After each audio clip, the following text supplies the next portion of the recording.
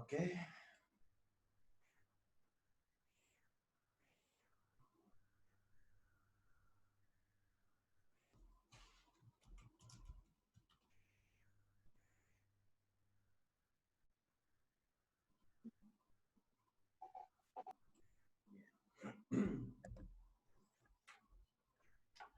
Buenas tardes.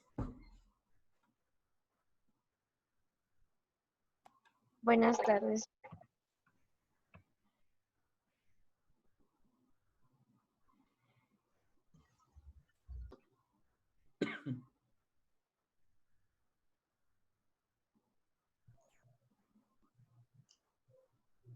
Ok, vamos a esperar 1 o 2 minutos para ver si se conectan más a la clase.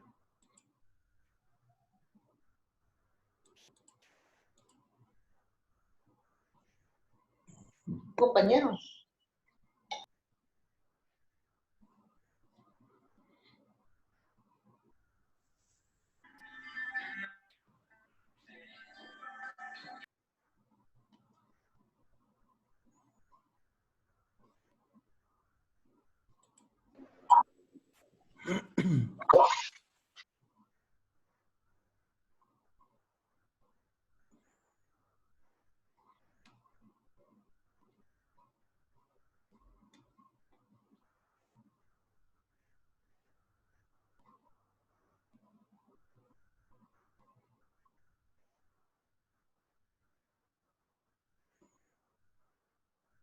Bien.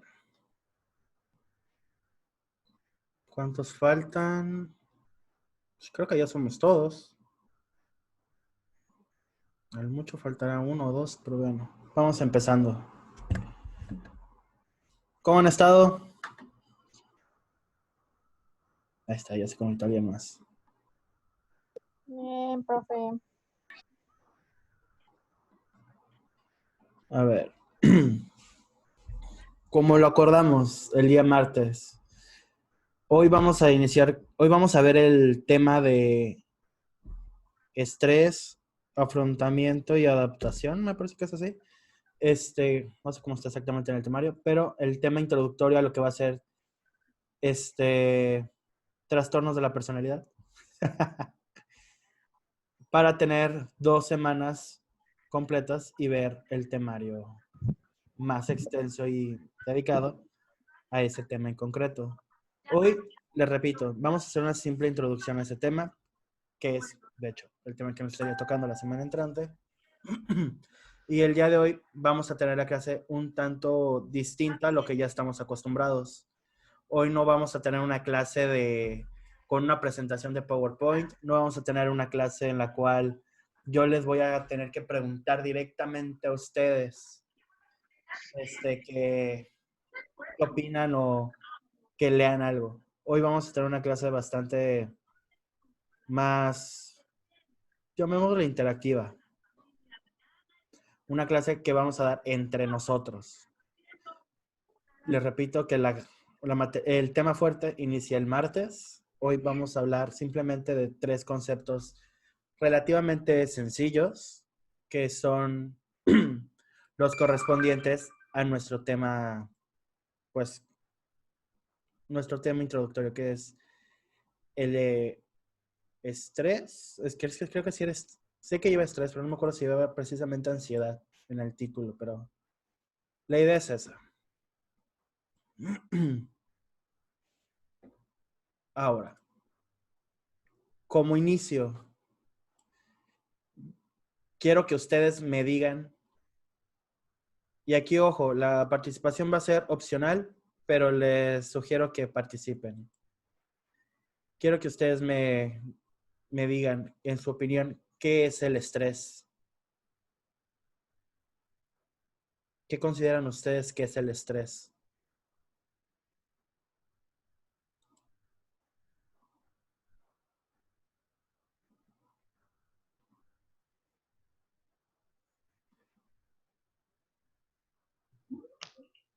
Puede ser, Perdón. Puede ser algún pensamiento que nos mantiene, pues, frustrados o no sé, algo que nos mortifica. No sé. No. Como una tensión que tenemos. Podría ¿Una ser, qué? ¿no? ¿Una Una tensión? tensión. Ajá. Sí. Ahora, ¿cuál sería la diferencia entonces entre tener una tensión física y tener una idea intrusiva que no nos deja tranquilos? Yo creo que también depende, no sé, de alguna situación, porque por ejemplo, el estrés sí nos puede dar como que, no sé, algo físico, como comentan, pero también nos da malestares emocionales. O bueno, creo que a mí me dan más malestares emocionales que físicos. ¿Ok? Bien, aquí vale la pena entonces recalcar 2 puntos. Uno, el estrés no es lo mismo que la ansiedad. Y voy a ponerlo de esta forma, que el veneno está en la dosis. El estrés y la ansiedad por sí mismos no son un problema, no son el problema, sino el nivel de ansiedad o de estrés con el que estamos viviendo. Ambos estados son adaptativos al sistema. Y aguas con esta palabra, adaptativo. Vaya, la adaptación. Y vale la pena incluso aquí recalcar que en términos de adaptación, vaya, la adaptación de que aquí vamos a hablar no es una adaptación pasiva, que es el adaptarse al entorno y a las circunstancias, o una adaptación meramente reactiva, por el contrario, sino que es un tipo de adaptación activa e interactiva.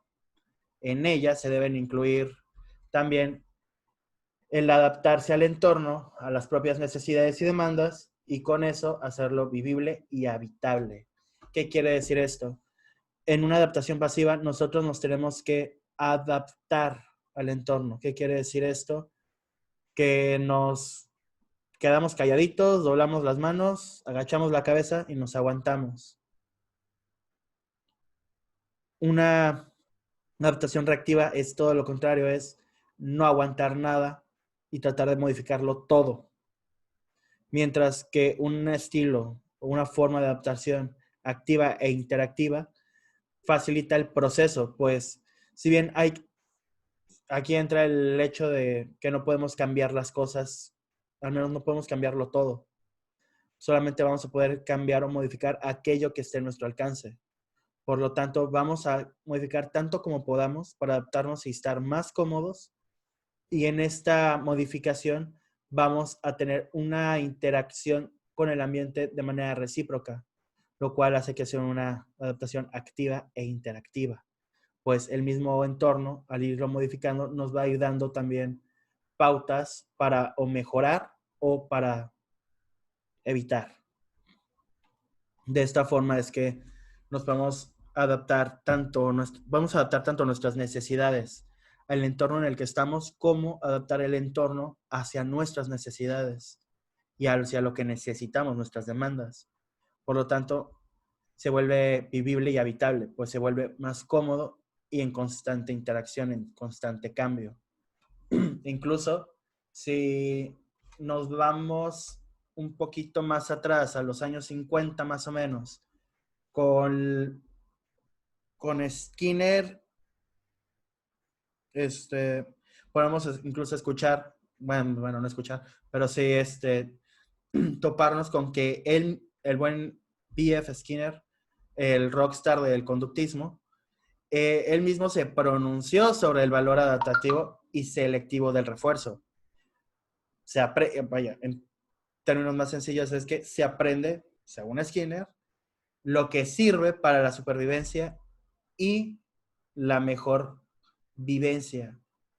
Podría ponerse de esa forma. Vaya, vivir de mejor forma, más cómodamente. En este mismo contexto se alude, vaya, se llega también al evolucionismo de Darwin, pues las especies adquieren características que les ponen en mejores condiciones de sobrevivir y de reproducirse en el medio en el que se encuentran. E incluso se puede comparar y aproximar el valor selectivo de la adaptación biológica en las especies y el del refuerzo en el comportamiento individual, en el aprendizaje y también en el comportamiento colectivo y en la configuración de las culturas. ¿Qué nos dice esto? Que no solo el conductismo va a hablar de la función adaptativa de la conducta, ojo con esto, sino que también la psicología de los procesos, perdón, de los procesos perceptivos, lo ha puesto incluso como un punto de partida. Pues frente a, si la contraponemos ante teorías estructuralistas como la Gestalt, que contemplan y observan a la percepción como un proceso en sí autosuficiente. Hay una teoría, de hecho, que se llama la New Look, o nueva observación, o nueva perspectiva, que introduce la perspectiva funcional al adquirir, vamos a ponerlo como si fuera una pregunta, ¿en dónde está el perceptor en la teoría perceptual? Y esta pequeña teoría, por decirlo así, igual viene desde los años 50, inicios de los 50, finales de los 40. Por lo tanto, esta pregunta existe desde muchísimo antes de que nosotros existiéramos. Probablemente muchos de nuestros abuelos. Ahora, ¿qué sucede? Esta pregunta, por la función adaptativa que en el sistema perceptual desempeña para el sujeto perceptor, ojo, quien percibe, una función patente incluso en los sesgos de la percepción. Vaya, lo que puede hacer que la forma en la que se esté observando, se esté viviendo algo, esté más inclinada hacia uno u otro lado de la balanza. Por lo tanto, o de forma ocasional, se dan problemas, se dan disfunciones en esta percepción, que son generalmente útiles, incluso al modo de mecanismos para ver por dónde va el problema con la persona. Ahora, como les decía al inicio, en términos del estrés, no es precisamente que el estrés sea malo. El estrés es un estado, pues, del que no podemos escapar. Es como la ansiedad. Realmente la ansiedad tampoco es mala. Es adaptativa. Es lo que nos ha permitido sobrevivir a nuestros ecosistemas. Por lo tanto, si vemos al estrés como una relación de evento y reacción, podemos ver que incluso no todas las situaciones nuevas precisen que uno se tenga que adaptar a ellas. Y por lo tanto, esta percepción de que entonces sí necesitamos adaptarnos a ellas, llega a ser la fuente del mismo estrés. Mientras que la adaptación es una función del comportamiento universal, pues toda conducta es adaptativa. La reacción, ya dígase que sea pasiva o activa ante este estrés, no es universal, es algo muy individual. Cada sujeto tiene una manera de percibirla y de estresarse. Ahora, sin embargo, esto afortunadamente no siempre quiere decir que la conducta humana ha de estar orientada con el estrés, va a estar emparentada con el estrés o de responder ante el estrés, sino que el estrés, cuando la estimulación o la percepción es dañina, es nociva, amenazante o incluso ambigua, se ha percibido, incluso se ha teorizado, que el estrés como un estímulo, aunque incluye su percepción o impacto en el sujeto, también lo entiende, incluso si recuerdan hace unas semanas, Pelechano, como un estímulo o un conglomerado de estímulos, sucesos, que son externos al individuo, todos ellos con características afectivamente negativas, e incluso cabe dar de ello una versión cognitiva de procesamiento de la información, definiendo como si fuese un exceso de heterogeneidad de estimulación que el individuo no puede procesar de manera correcta. Ahora, yo les repito una vez más a ustedes, ¿qué consideran entonces que es el estrés?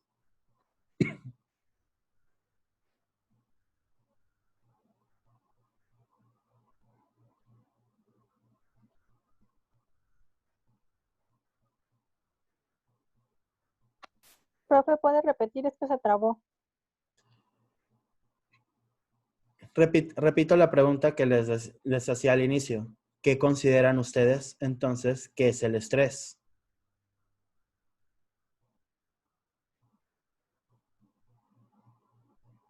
Es como una reacción que tenemos hacia algo amenazante, ¿no? Algo así dijo. Así es. Ahora, ¿qué sucedería si en lugar de que sea algo amenazante, sea algo ambiguo? ¿También se seguiría llamando estrés?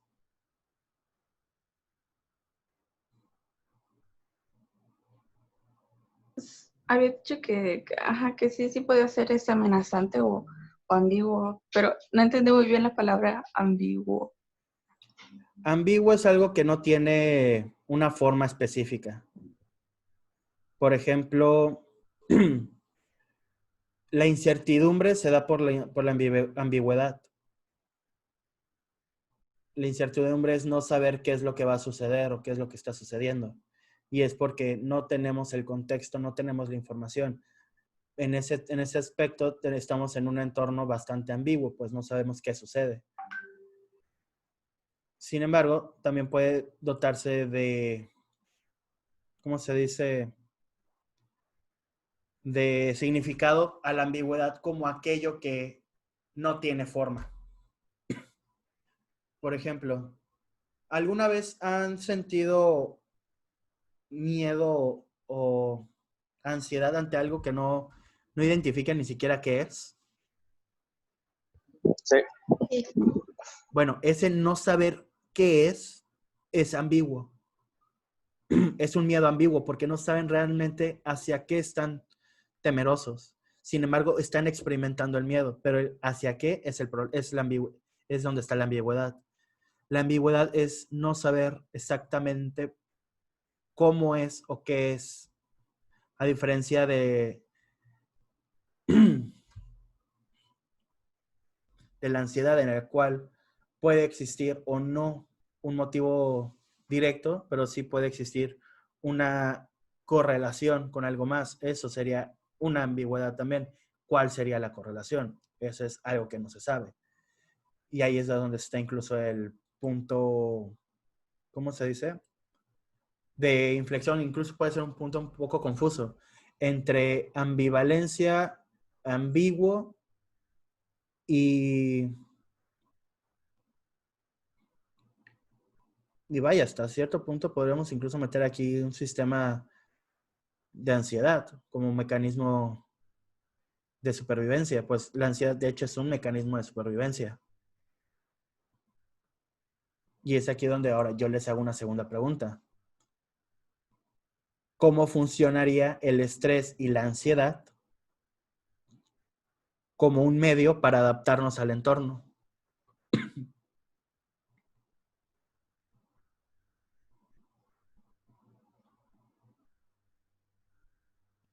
¿Podría preguntar otra vez, por favor? Sí. ¿Cómo se relaciona el estrés y la ansiedad como un mecanismo de adaptación al entorno?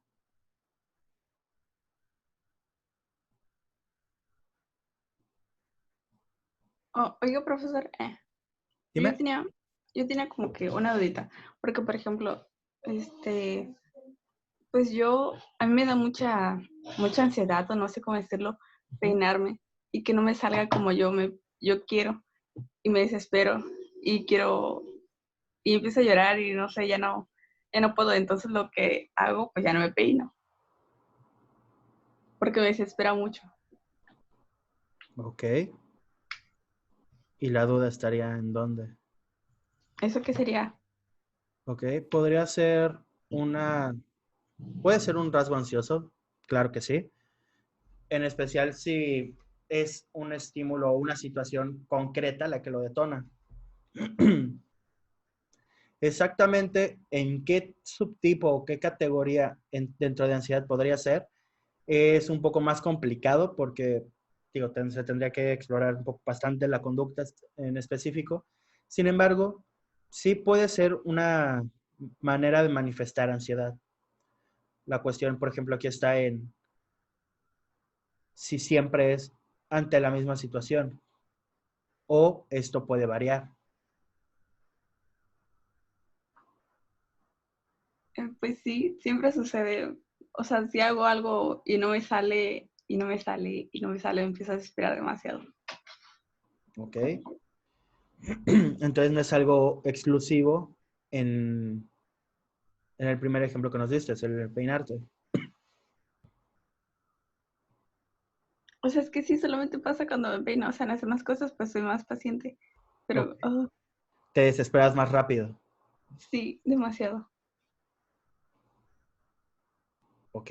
Digo, te repito, no te podría dar la respuesta directa porque, digo, habría que explorar bastante un poco más a fondo la conducta.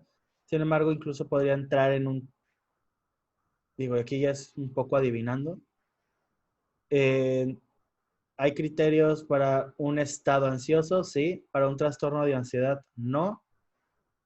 Para una fobia tampoco, pero sí para un estado ansioso correlacional en el cual podría hablarse de una tricotilofobia. Eh, Probablemente no, lo más seguro es que no. Puede que sea más asociado a la conducta o hacia la situación concreta por la cual se está llevando a cabo, más que la conducta misma, o conductas correlacionadas a la situación que genera la ansiedad.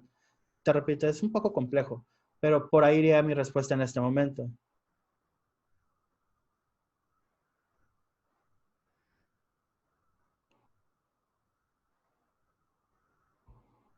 Ahora,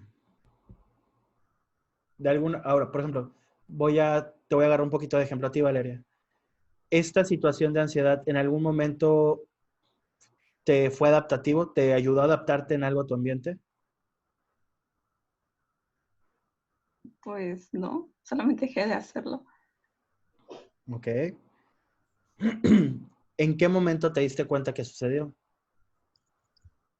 Pues desde la primera vez que me empecé a peinar y pues hay personas que se peinan así bien bonito y todo.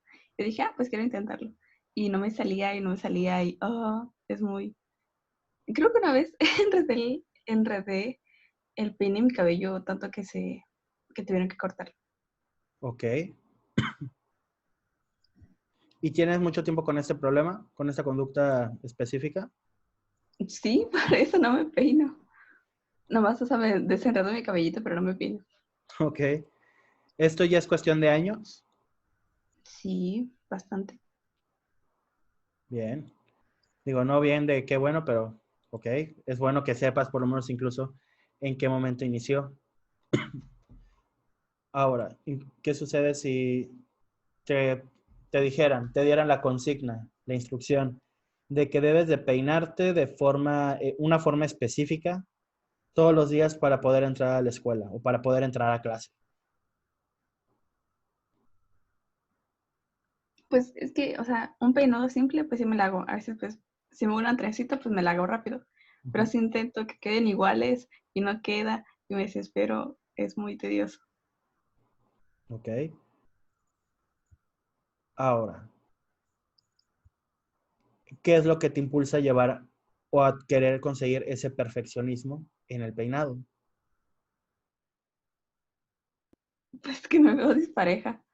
O, por ejemplo, a veces si no queda bien, pues no, el chonguito se cae o qué sé yo, y así. Ok. ¿Y qué sucede si el chonguito se cae o si las trenzas están disparejas? Si el chonguito se cae, tengo que volver a hacerlo otra vez y me desespera tener que volver a empezar de cero y así. Y si las trencitas están disparejas, siento que veo descuadrada. Ok. ¿Qué tan perfeccionista considerarías que llegas a ser en general, no únicamente con tu imagen personal? De hecho, no soy casi nada perfeccionista. De hecho, o sea, no, pero como que en el cabello como que me desespera más, porque pues se enreda muy fácil y hay que volver a desenredar y así.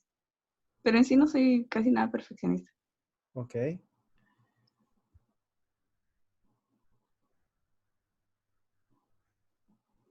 ¿Cómo? Profe. Dime.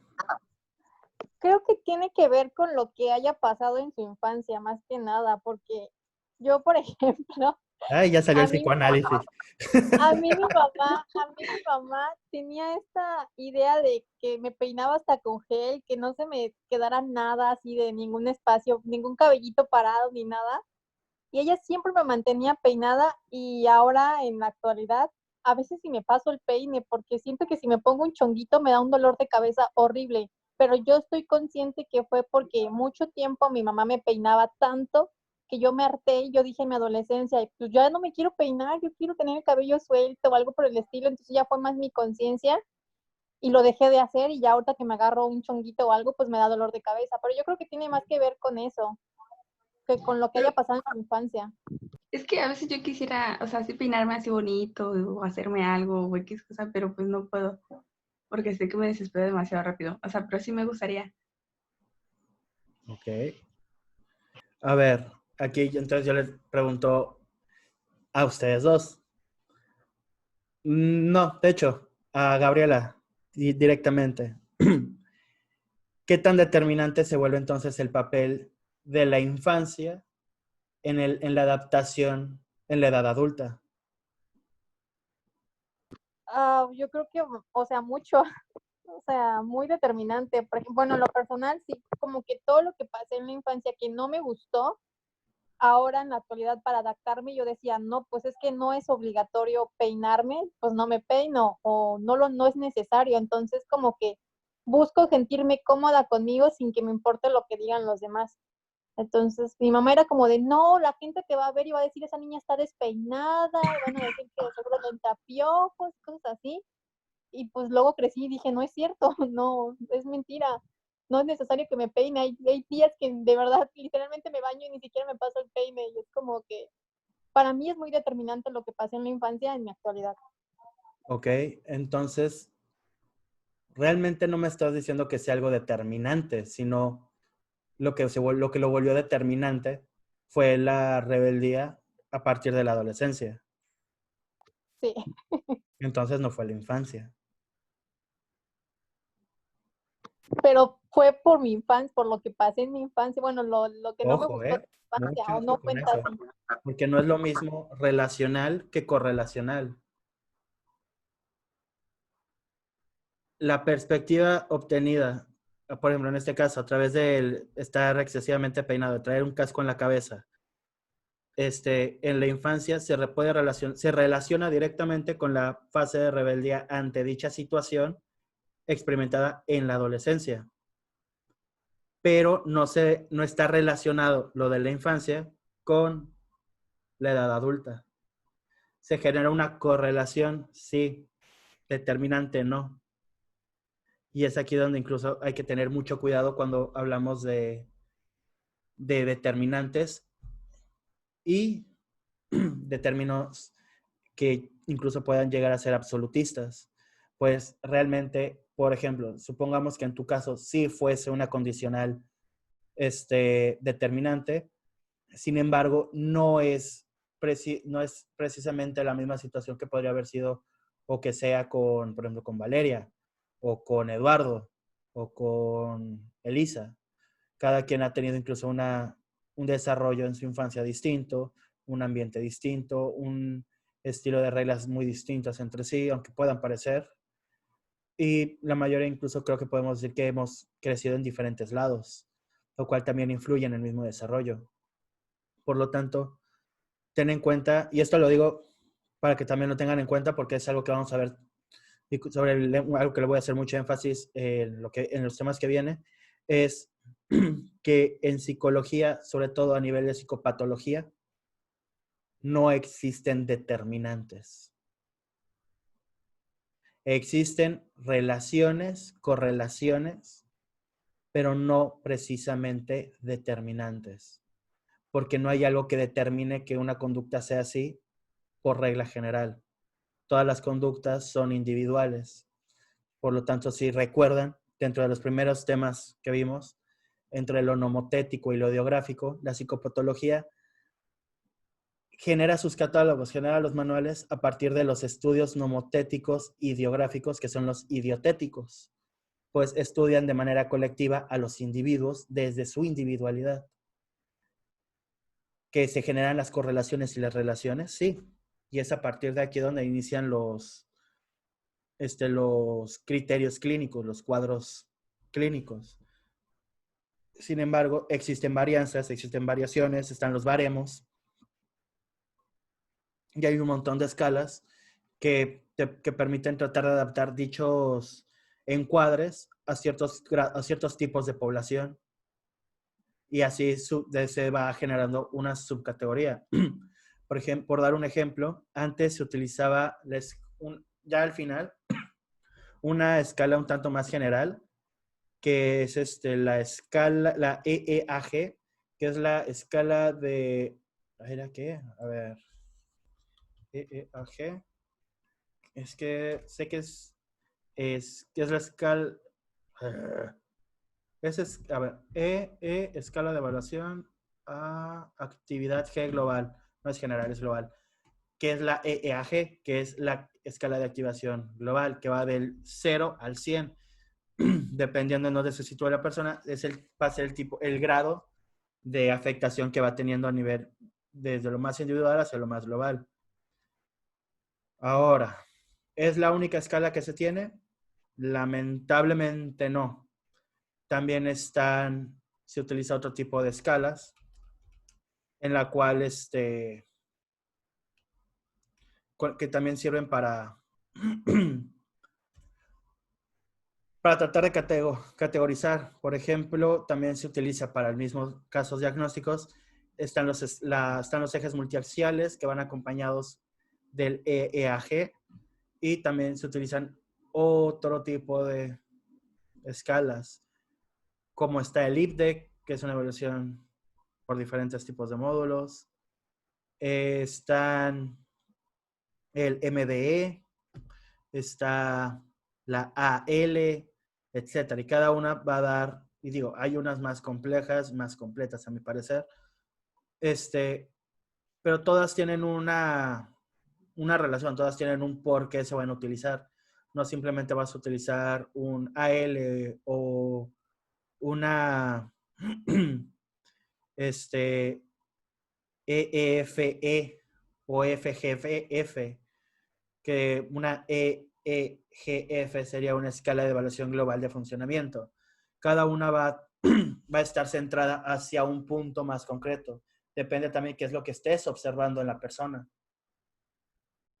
Van a ser, digamos, que las pistas que vas a ir teniendo para encuadrar, digamos, que alguien en un cuadro clínico, y ya con esas mismas pistas y ese mismo cuadro, tener la manera de tratar de hacer una evaluación más específica y más necesaria para dicho caso.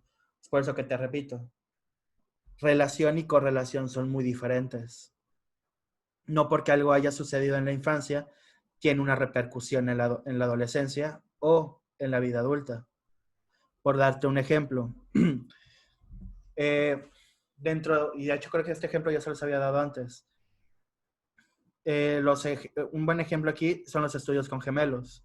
Uno de los estudios de los que más se toman como ejemplo, es el de un par de gemelos idénticos que crecieron en las mismas circunstancias, en la misma familia, todo al mismo tiempo, por decirlo de una forma.